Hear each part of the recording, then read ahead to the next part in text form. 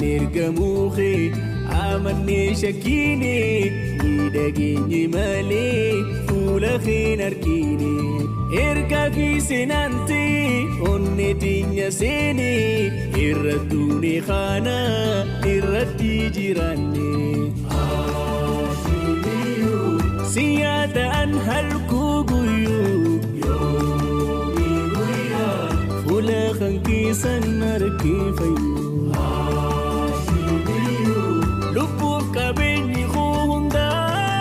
yoomi guyyaa habiibi fi daasiif haa bahu.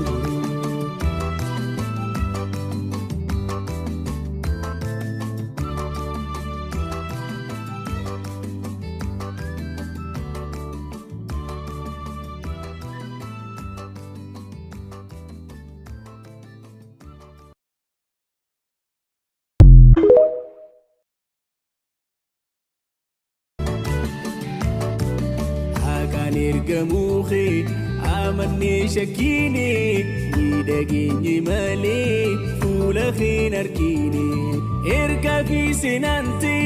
onne tinya seene irrattuune kana irratti jiranne siyaataan halkuu guyyuu yoomi guyyaa fuula kan keessan argee fayyuu.